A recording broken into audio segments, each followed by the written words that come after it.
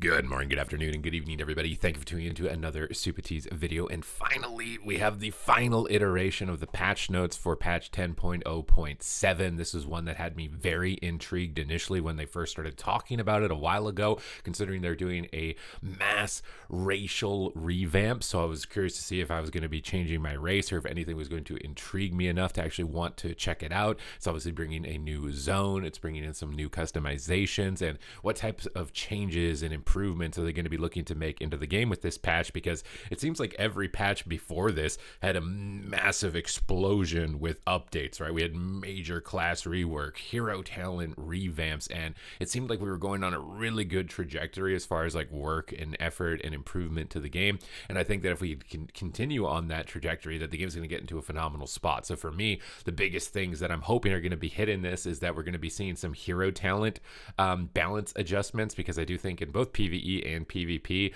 there's a heavy skew for many specializations towards one or the other of the two options that they have as far as hero talents. So I'm hoping that that's going to be looked at. Very curious to see what happened with the race changes with this final iteration as well. And as always, if you want to stay up to date with news related to World of Warcraft, then make sure to smash that subscribe button. So Blizzard's opening statement: prepare to dive into mystery and mayhem with the newest content update in the war within the Siren Isle. Explore enigmatic outdoor zone. You're challenging me today, Blizzard. Procure new items and rewards for you and your alternate characters. Engage in new campaign chapters, the Dalaran epilogue, and Lingering Shadows prologue to the Undermine, and more.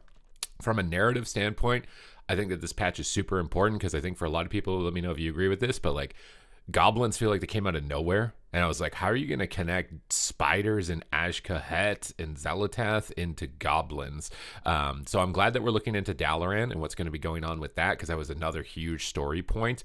And oftentimes they just kind of like destroy off part of the world that had a huge like sentimental value to people, and then nothing's really done with it. It's just kind of left to burn, and we don't see a lot from it. So seeing what's going on with Dalaran and seeing how this all connects with the Undermine and the goblins is definitely making this zone seem a lot more interesting to me than the initial upfront kind of just like, it's like a generic island with Valkyr.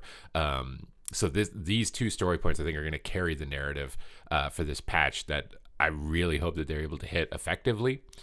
For answering the call with the Siren Isle, they're obviously going to be coming in with a new ring. They say powerful ring, but from the feedback that I've been able to gather from other content creators is that it's probably like at best about as good as every other ring.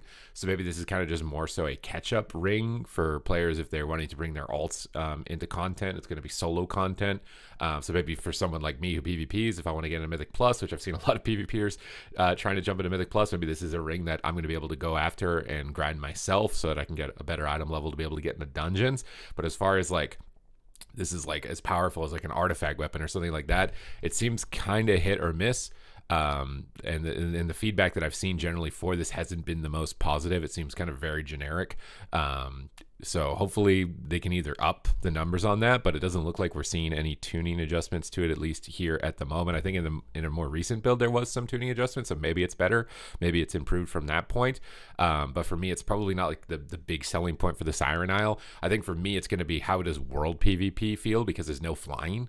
I think that that's going to be a big thing. And I've actually really liked world PvP. If you followed any of my content, I've uploaded multiple videos of multiple classes, specializations, and roles, and I've always had a blast turning war mode on and going into the kind of the weekly quest zone and just banging out some world PvP. So I'm very excited to see what it's like when there's no flying and these guys can't just like cheese their mounts and get away from these situations. So that's going to be probably the main selling point for me. Is kind of like the verticality of the zone as well. There's like train tracks and stuff like that from what I've seen. So for me, the zone is more like world PvP and narrative. And these kind of like catch-up items, I think they're great for like casual players or players who want to focus on alts, and obviously with the pets and everything like that. But it's not really the, I don't think it's targeted towards me. So it's not the most exciting for me. They're obviously adding new ear customization. Now, how often are you actually able to see your ears, considering they just came out with the new transmog that's put earmuffs on your head? I don't know. And this goes in with bringing in kind of like the Arathi, having like that cross-pollination, and then you can kind of have a little bit more story towards your own character. I think this is obviously more aimed towards role-playing than it is like the actual visuals of your character, because like I don't think you're going to be looking at the ears of your character while you're engaging in combat unless you've got like insane vision in that regard. So these just seem like little tiny modifications towards the races. That's probably going to be more RP heavy. Now, racial updates as far as their power, this section is very important. So, for the developer's notes, we're making updates to several racial abilities with the goal of increasing the viability of some underrepresented races. Many of these abilities have fallen behind naturally within the game's ecosystem, and our hope is that targeted tweaks will help promote increased diversity of racials across all types of content. So, Gift of the Nari was coming down to 2 minutes, and Draenei also got a change, I think. So, it's like you have a passive that just increases your primary stat. That was really good. So, this coming down to 2 minutes is nice on top of that. I think that this is a decent change for Draenei, and could make it a bit better of an option, especially if you're playing a class that doesn't have a lot of healing. So you get the primary stat that'll keep your damage high and competitive with other races, and then you get this extra healing bonus on top of it, which I think, again, is going to be coupled in mostly for classes that don't have a lot of healing. But this is a nice change. For High Mountain Tauren, Rugged Tenacity's effectiveness increased by 50%. I think this is going to do basically nothing. It's already reducing a very minimal amount of damage. That's why when you look at a percentage increase, you actually need to know the base number of the ability.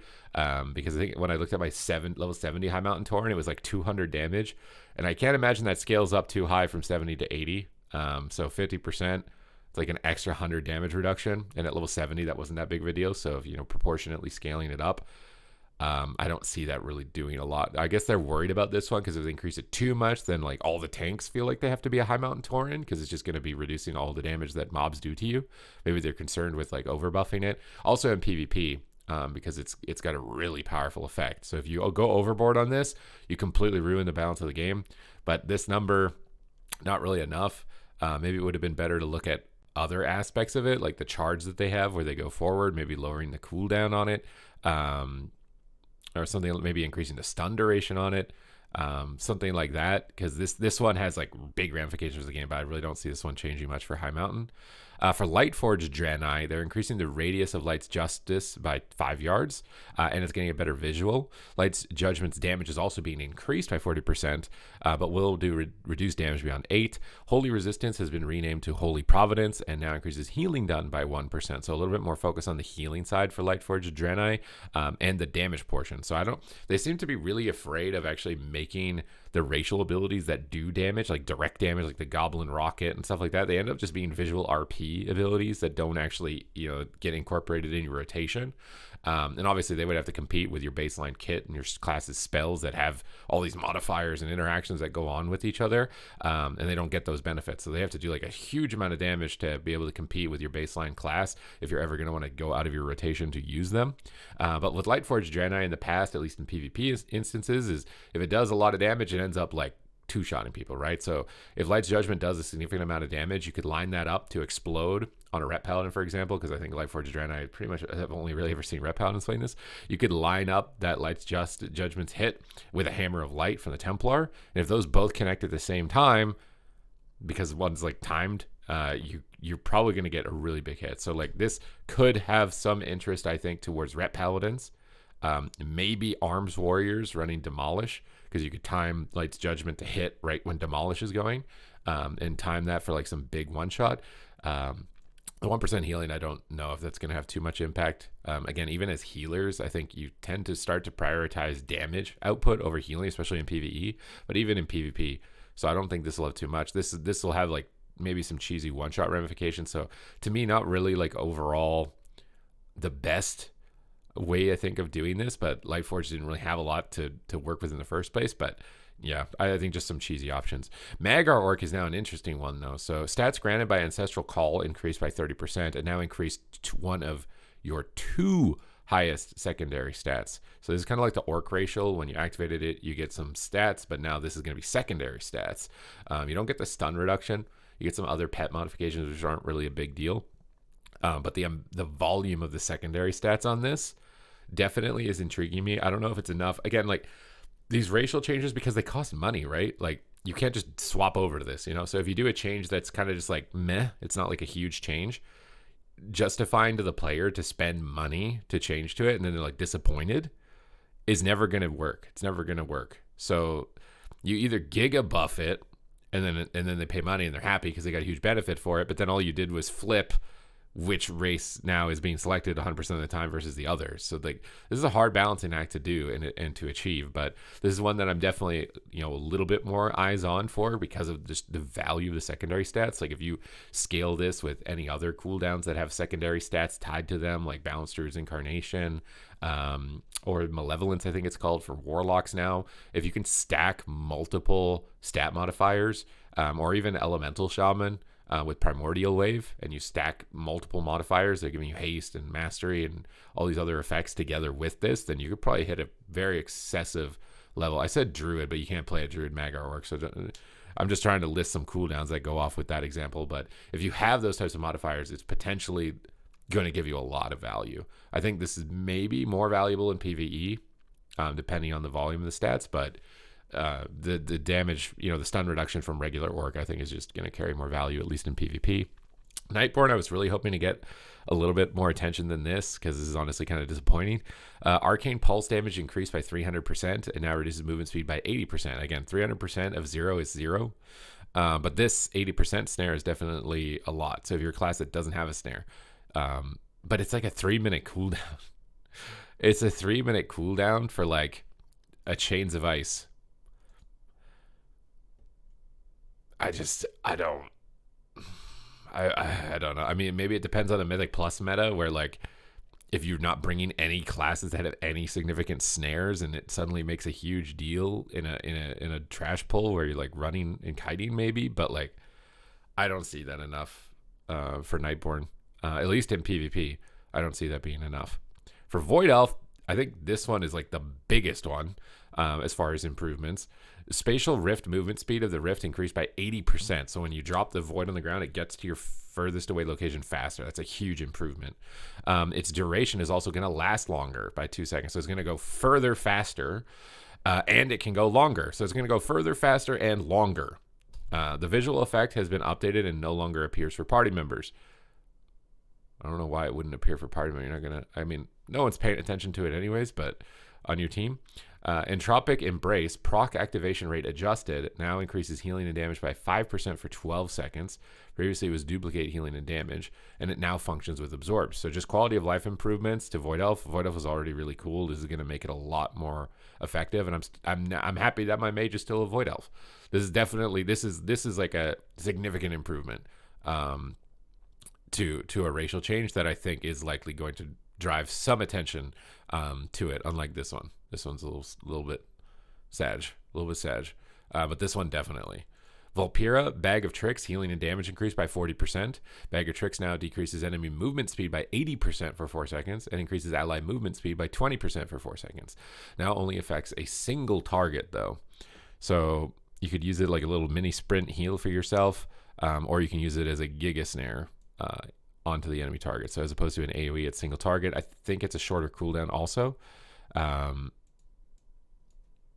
It's okay. Again, it depends on the damage, because if 40% of 0 again is 0, I'm more focusing on like the snare effect of it.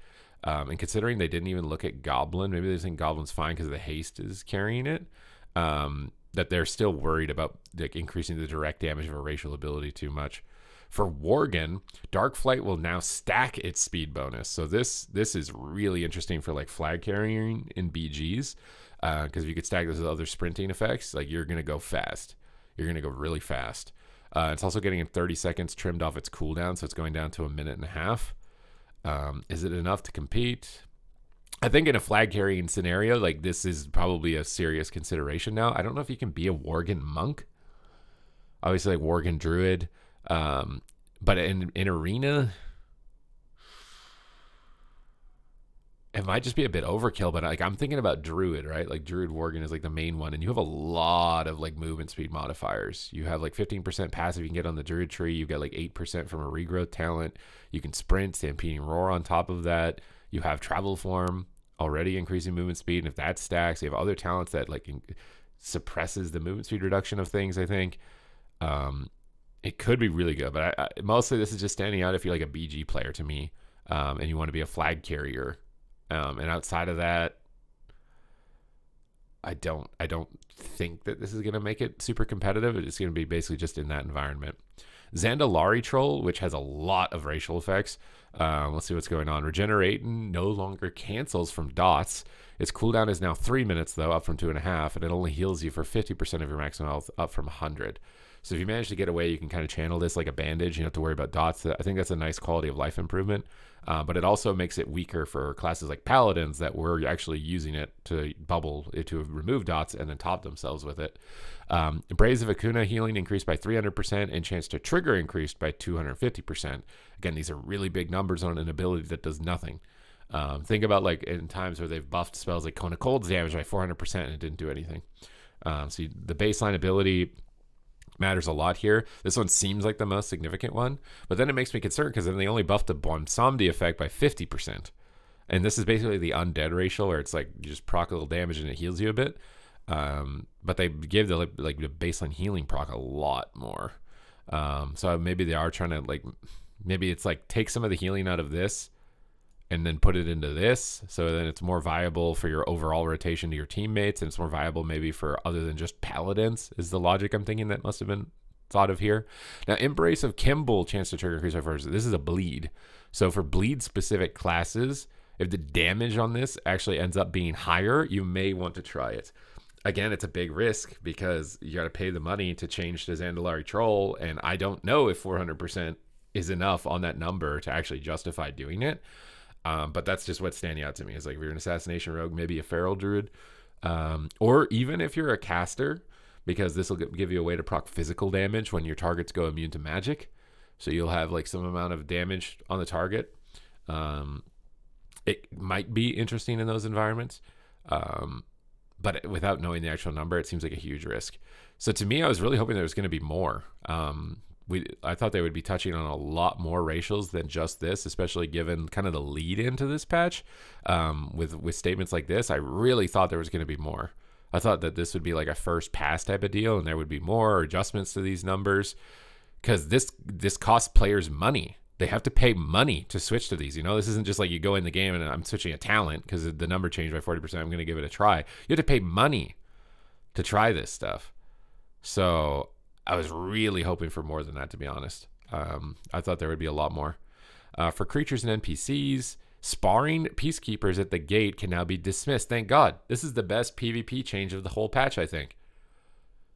We no longer have to hear the Earthens beating each other up when we're attacking the training dummies. That is the best change of the patch. That is the best change of the patch. Dungeons and raids, cross-faction groups can now queue dungeons. Hopefully the time walking's still going on, because that's been the main frustrating point. I'm trying to level alts, and I'm like, yo, you want to do a time walking dungeon? Oh, you're not Horde? Okay, we can't do it. Sorry. Dungeons will require, though, a fully pre-made, and party members who leave will not be replaced. Oh, okay, never mind. So you still have to fill an entire group if you want to do the cross-faction. You can't just get one buddy. So there's still a little bit of restriction on this. I talked about this in my recent video for Mythic Plus. They're basically improving the crests, increasing the number of crests that you get, making it less punitive, and making Mythic Plus, gearing up a little bit smoother in that regard. And I think they're continuing to iterate on that, which is really good when it comes to items and when it comes to gearing up. And that's kind of just the quick summary of it, is that this is likely going to improve Mythic Plus for you significantly. Now for PvP, cross-faction groups can now queue for unrated PvP. So you can queue for random battlegrounds. So nice quality of life improvement there. And they are nerfing the ring. So all of the effects of the ring are getting nerfed by like 75% in PvP. Most of them that I have seen are just kind of just like extra damage procs, extra healing procs. They're basically just like the racials on a lot of races, and then they just put them on the ring in a gem. And then they're like, okay, instead of proccing shadows, procs fire.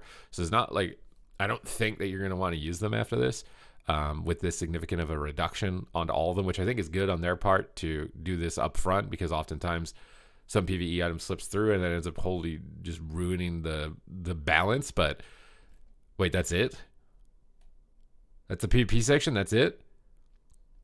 I was really hoping to see some hero talent tree, rebalancing, whether it was PvE or PvP, ideally both, a little bit of tweaks, to underrepresented hero talent trees. And I was really hoping to see some changes to healer balance in PvP, because at this point, Holy Paladin and Disc Priest are just like in an entirely different universe than every other healer. And when you play against them as any other healer, you're just like, what's going on. And that is extending the duration of Qs, which is driving players out of the game. So like that, there needs to be something done about that, like 1,000%. There also needs to be something looked into for the reward structure of playing a healer. Healers are often going 3-3, and this is because DPS have more control on the outcome of the lobby by a huge margin. And I think part of that is balance. A lot of the healers don't do a lot of damage, and healer damage actually is like the main differentiating factor between you and the other healer in terms of the outcome of the game. And if your healing spec just doesn't do damage, like Holy Priest and even Resto Druid to some extent, like a lot of them on the bottom end just don't do any damage, you can't really contribute to the end of the game significantly as opposed to your opponent. So then more control into the DPS. And if one DPS is just anchoring down, they're going 0-6, or one DPS is just hard carrying going 6-0, then you default 3-3. And when you go 3-3, you often lose MMR and you can't gain rating. So they need tie-breaking systems for healers, and they need to buff the damage of all of the healers, because that is actually fundamentally where you can actually have some sort of significant output on the outcome of the game as a healer, is how much damage can you do, because the healing part's not super hard. All the healers are capable of doing like 1 million HPS, especially after doing a lot of healing challenges recently on my stream. The healing output, it's hard to like actually do significantly more healing than your opponent. The healing it's not that complicated to be able to get that much output. It comes down to doing that output and then also sneaking globals in for damage to get ahead of your opponents.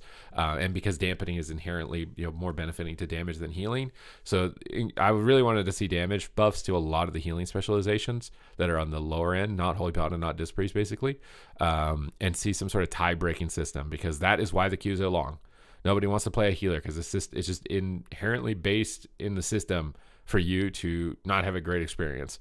I would have liked to have seen that. I feel like this is very, shallow compared to like every other patch up to this point, right? I feel like they set a standard and now it's like my expectations are really high, and now it's just like, I don't think this is going to be able to hit the mark. Obviously, they've got new quests leading into it. The narrative of this is definitely really important to me.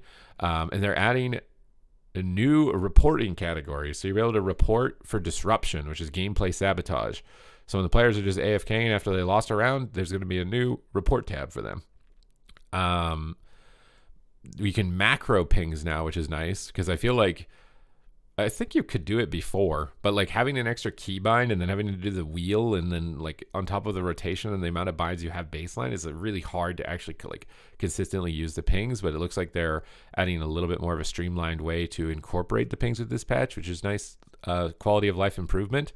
And it seems like that's it. That's all we got here for 10.0.7. So honestly, it seems really light. I was hoping for a lot more than this. I don't know what this means exactly.